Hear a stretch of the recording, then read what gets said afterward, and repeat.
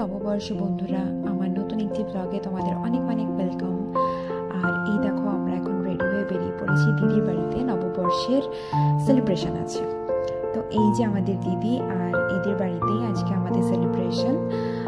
তো নববর্ষে আমাদের আজকের প্ল্যান হচ্ছে কি চম্পেশ খাওয়া দাওয়া।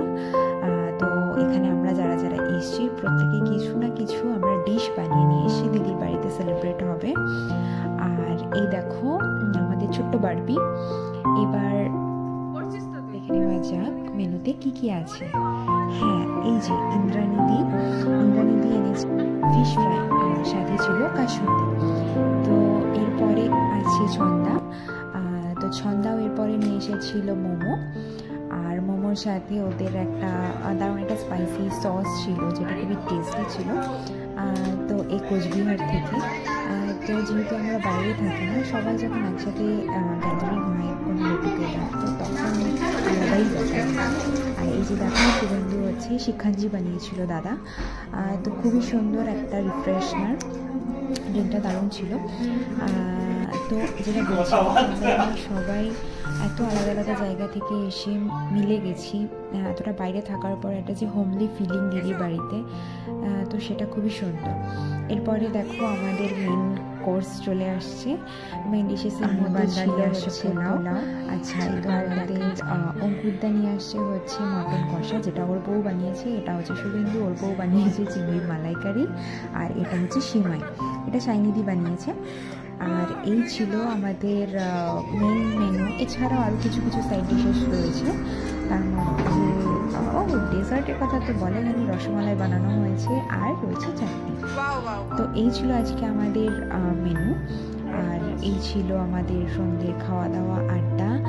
আর সত্যি কথা বলতে এত সুন্দর একটা সন্ধ্যে কাটাবো ভাবিনি এত দূরে থেকেও, বাট না, খুবই সুন্দর সন্ধ্যাটা কাটিয়েছি।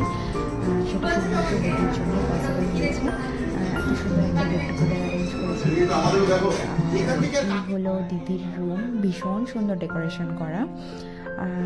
আর আরও কিছু আসছে, সেটা হচ্ছে চাটনি। আর কিছু কি বাকি থাকলো? না, তো বোধহয় নেই। এবার খাওয়া দাওয়ার পালা। আর চলো এবার আমরা একটু খেয়ে দিয়ে নিই। আর এই যে ভীষণ ফানি দাদা আমাদের এত মজা করছিল। আর এই যে আমাদের রসমালাই এসে গেছে, বাস। তো এই আর কি, এইভাবেই আমরা সন্ধ্যাটা খাওয়া দাওয়ার গল্পে আর একটু গান বাজনার মাধ্যমে কাটিয়ে দিলাম। আর তার সাথে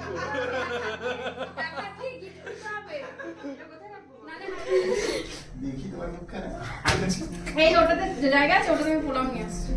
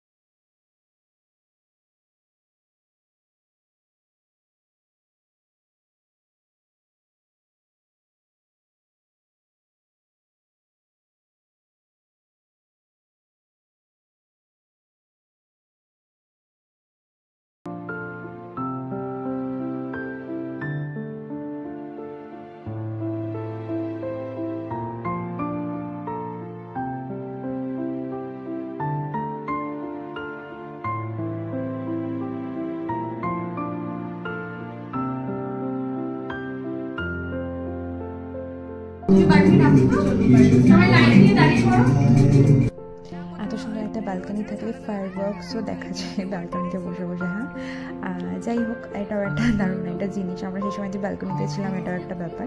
তো মোস্ট প্রবাবলি গ্লোবাল ভিলেজে হচ্ছিলো এই ফায়ারওয়ার্কসটা।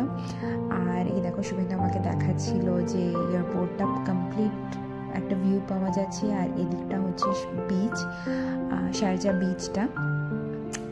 শারজা বিচ বলো বা মামজার বিচ বলো, যাই হোক, ভুলও বলতে পারি, মাফ করবে দুবাইবাসীরা। ওকে, এই দেখো প্লেন নামছে, সেটাও দেখা যাচ্ছে। আমি হয়তো একটু ক্যাপচার করার চেষ্টা করেছিলাম, যাই হোক অতটা বোঝা হয়তো যাবে না, বাট স্টিল ভিউটা সত্যি খুব সুন্দর। আর এভাবে আমরা সন্ধ্যাটা কাটিয়ে ফেললাম।